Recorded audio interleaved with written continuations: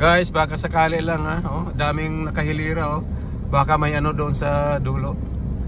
May checkpoint, dakip. Yan. Sigurado yan. Ano lang ito, preparasyon. Baka may ano. Dakip. Daming nakahilira oh. Ganina doon sa Cadiz ba to? Sila italisay. Itong kanina. Oh, ang dami yun, nakahilira. Bakit kaya? Yan, ang dami na oh. Dito guro to sa Cadiz ko naman to ay. Ito Sagay man to? Sagay pa sa may station.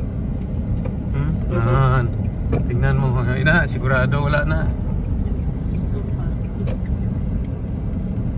Yan. Siyempre, layo-layo sila oh. Ayan ang motor. Doon yun.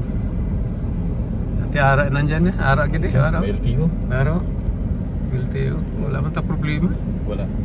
Kompleto dahil papilis. Mga truck lang meron. Guys oh. Ayan na ang LTO. Ayan. May pula may pulis. Ayan na. Ati may mapos tayo mamaya. Oh yun sa kabila oh. Tingnan nyo.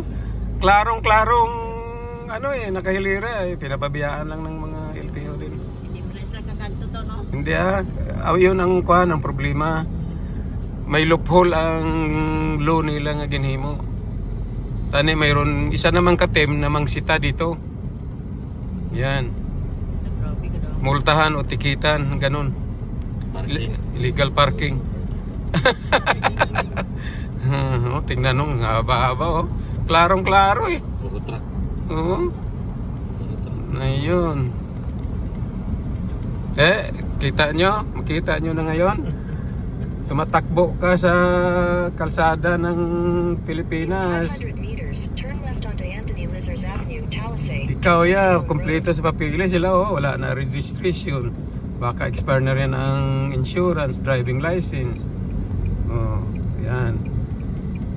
Kaya mag-iingat kayo mag-drive dito sa Pilipinas.